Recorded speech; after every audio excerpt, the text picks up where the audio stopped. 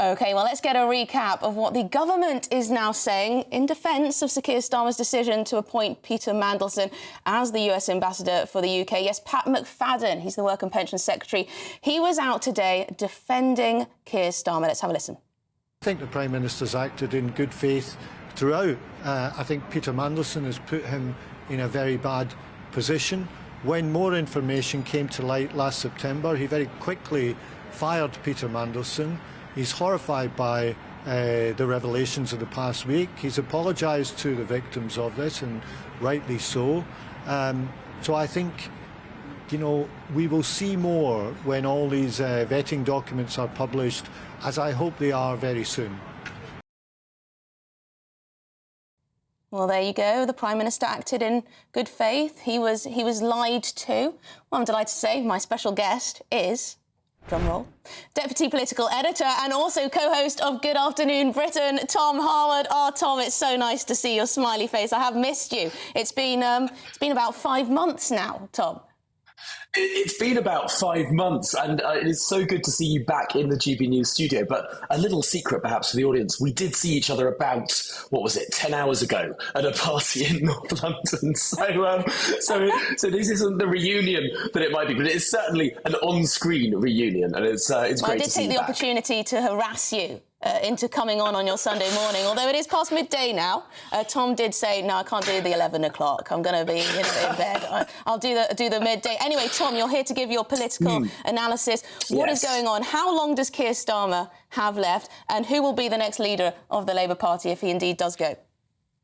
I mean, what an astonishing 7 days in politics it has been. I mean, 7 days ago, who was seriously considering that Keir Starmer would almost be a certainty not to lead the Labour Party into the next election? I think there's now a general consensus in Westminster that Keir Starmer will not lead the Labour Party into the next election. The question has become when, not if, this man will go. I mean, let's rewind for a second back to Wednesday, when that astonishing Prime Minister's questions, Kimmy Badenoch asked the Prime Minister, well, did he know about the relationship between Mandelson and Epstein? Did he know about the ongoing relationship between Mandelson and Epstein? And the answer, 3 words. Yes, I did. I mean, extraordinary. And what a moment that was. You could almost feel the Labour benches turning against their own Prime Minister.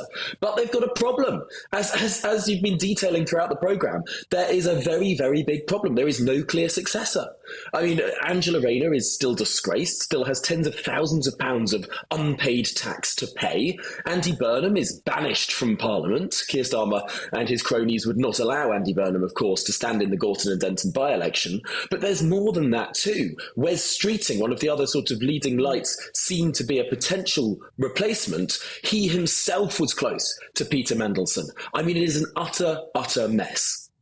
It is not an utter mess. And, Tom, you are never a mess, and I look forward to rejoining you for Good Afternoon Britain. Thank you so much, Tom, for taking the time out of your Sunday. You'll be back on the telly tomorrow, without fail, of course. Tom Harwood there, Deputy Political Editor and, of course, my friend and co-host of Good Afternoon Britain. Thank you very much, Tom. Have a good one. Shall we get the thoughts of my panel, Commissioning Editor at The Spectator, Lara Brown, and former Labour advisor, James Schneider? I'm not sure if you were able to hear any of that. Sadly not. But Tom was essentially laying out what's happened over this week and how it's not going to be easy necessarily, James, to find a successor in all of the mess, with Angela Rayner disgraced herself, with questions over HMRC, stamp duty, etc. Ed Miliband, he's got quite a bit of baggage too. Are we getting ahead of ourselves, though? Could Keir Starmer just cling on till the next election? I don't think that he will lead the Labour Party into the next election, but I also don't think that he's going to go immediately, in part for the reasons that you said. The two frontrunners, Wes Streeting and Angela Rayner, neither of them can pull the trigger themselves because neither of them are really in a position to run now. You know, if Keir Starmer was captured... We need to clear up a few things first. Yes, and we should probably say what they are. I mean, if Keir Starmer was captured by Mandelson and these Blairite interests, well, Wes Streeting is that candidate. He's got much closer connections to that bit of the party, the corporate takeover of the Labour Party, than even Keir Starmer did. And Angela Rayner is still being investigated by the taxman over the stamp duty on the home that she bought in Brighton. So neither of them are in the position to move, it seems to me, immediately.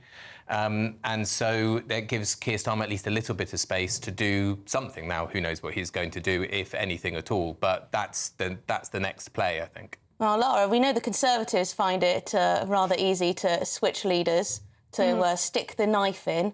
Are Labour ready to do such a thing to Keir Starmer? What would need to happen? So Keir Starmer is really, really lucky for one reason, and that's that his entire cabinet and most of his party are pretty useless. We've been through why Wes Streeting can't be leader. Angela Rayner is waiting for a tax investigation, obviously can't be leader. If you're wondering if David Lammy can be leader, go watch his Mastermind performance. We know the country don't want Ed Miliband. It's the one fact we do have. And you winced at that, at the Mastermind. Do you think that we shouldn't hold that against David Lammy? This was David Lammy on Mastermind. I'm sure our viewers and listeners have seen it. He fails quite basic questions. No, I'm wincing for him, Okay. having remembered watching that at the time and then subsequently since. It's very painful. Yeah. Using the internet without a VPN, a virtual private network, is a bit like taking to the road without car insurance. All it takes is one unlucky moment to cost you a lot of cash. This video's sponsor is Private Internet Access. They are the VPN to help keep you safe. Click the link in the description below to find out why over 30 million people have downloaded PIA to protect themselves online. A virtual private network is an app that hides your IP address and helps keep your data private. When you're browsing the internet at home, you give up a large amount of data to businesses, to shops, and indeed to social media giants too. Hackers have the ability to steal your personal data with ease, including sensitive information such as passwords, keystrokes, and even your personal photos. Private Internet Access helps protect your personal data by encrypting your internet connection to keep your data out of the hands of cyber criminals. And it's not just hackers either to be concerned about. Information can be censored too. When Canada passed their C18 bill, social media giants decided to ban news content on their platforms. But PIA can protect your ability to consume the news and content you love. Private Internet Access is available for Windows users, Mac OS, Android, Linux, iOS, and you can use one PIA subscription to protect an unlimited amount of devices. And we've got a huge GB News discount for you too. Click the link in this video's description and you'll get a massive 83% off PIA. That's under £2 a month, the price of a coffee, and you'll get an extra 4 months completely free on top. Also, there's a 30-day money-back guarantee too. Visit piavpn.com/GB News to start protecting yourself digitally today. Yes, he got quite a few things confused. If you don't know anything, don't go on Mastermind, my political advice right here. But because of this, it's really difficult to get rid of Keir Starmer. The Labour mechanisms here are quite complicated, but to sort of oversimplify them, you have to get 80 MPs, not just against Keir Starmer, but behind one person. Labour is famously very, very factional. It's very, very split across the left and the right. There's now multiple sort of left-wing parties. There's those that want Burnham and want to hold on for getting him in. There's those that don't. And as a consequence, I think it's going to take a long time to unseat Starmer, while these leadership hopefuls are hoping their situation might get better.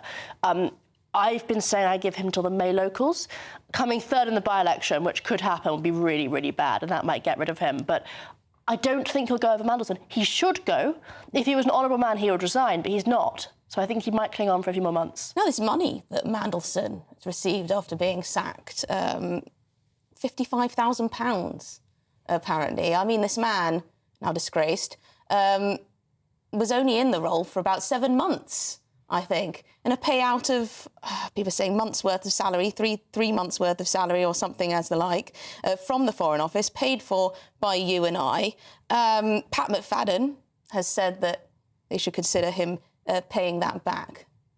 I think there you go. I think he should do more than pay back that money, and I think there are going to be. We saw his homes raided. I think there's going to be a lot more serious things because, you know, if you look at the things that he was doing when he was in government, when he was a senior minister, he was the de facto deputy prime minister. He was the secretary of state for the business department, and from his emails with Epstein, it looks like he is leaking market-sensitive information and also conspiring with Epstein to have his own government lobbied by foreign investment banks to change our position on the banker's bonus. This is very... It's quite extraordinary, isn't It's it? absolutely extraordinary. I mean, I'm sure that he's not the only one who has been doing this, and this level of corruption and corporate capture in our politics runs far deeper. I mean, we can remember David Cameron and the Greensill scandal, you know, texting people that he was their boss quite recently, asking them to, in effect, bail out the company that he was a shareholder in and was working for. This is the kind of disgusting corruption in our politics that we need to turf out entirely, and whether Keir Starmer goes or not is almost by the by, because this is a problem which is even bigger than one Prime Minister. This is something which stretches across political parties and down the decades. What's so awful for Keir Starmer, I mean, one of the things is that he's Mr. Rules, isn't he? He's Mr. Do the right thing, take the moral stance. We're going to play everything by the rule book and get nothing wrong when it comes to that sort of thing, sleaze, corruption, etc. Boris Johnson, we're new, we're fresh, we're going to change the country. Lara, it makes it all the worse, does it not? I think so. Starmer has very little to commend him. He's dislikable, the public find him boring. So we were sold this claim that he was a human rights lawyer and he was really procedural-oriented. And you obviously had polls showing people were absolutely sick of what they perceived as Tory sleaze, and they felt that that was what had caused the last 14 years to be so bad. And they promised this man who would never be like that. He was too dull to really be on the wrong side of the law in any way. And then what we've seen, I think, I would argue multiple times, not just in this instance, is when it benefits him or when it's for his aims, procedure is out of the window. He did not properly vet Mandelson. That is what we're going to see. I mean, if he is telling the truth about what he knew, he can't have vetted Mandelson. He's done this with hiring before. This is not a man that cares about rules. Forget the vetting, forget the process, as Keir Starmer likes to rely on.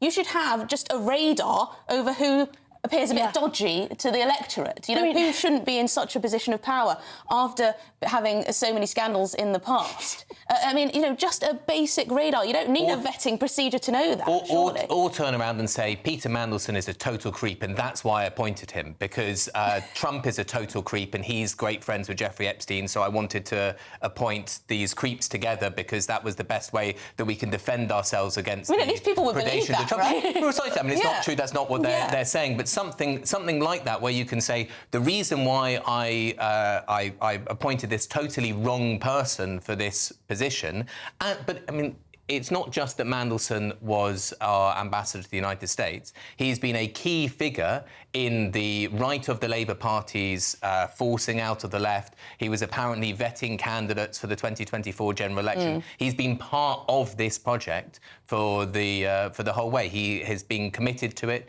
He said when Jeremy Corbyn was leader of the Labour Party that he tries every single day in some way to bring him down, which makes sense. Jeremy Corbyn wanted the Labour Party to be a vehicle for the working class majority in this country, and Mandelson clearly wanted it to be a vehicle for bankers and people that can have some influence over policy, not in the interest of the overwhelming majority of people. They should have also looked at his global counsel company that provided lobbying support for privatised water companies. I mean, the rot goes deep. The rot goes deep. And Keir Starmer's problem, Lara, well, one of his problems, perhaps his fatal flaw, is that he struggles to be human.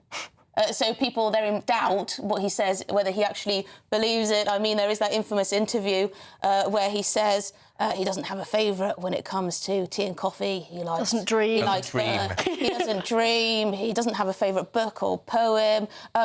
Now, is this him just being known as a fence sitter, doesn't want to tell anyone what he actually likes, or is it just that he is totally uncreative and inhuman when it comes to these types of things? And it's not exactly going to engage the electorate, is it, let's say? I'm sorry, look, Keir Starmer is very unhuman. He's very sort of emotionally repressed. He's very dislikable. People dislike him in interviews. But I'm not letting him off this over that.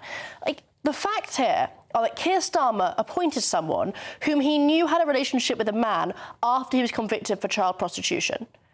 There is nothing about humanity or emotion or likability in this story that matters. I mean, his apologies, I think, sound quite bad because of that, but those are the facts. You don't have to be a good, slick media performer to not do that. It's just a basic test of morality. Are we going to see more Labour figures come out and tell Keir Starmer, you know, time's up?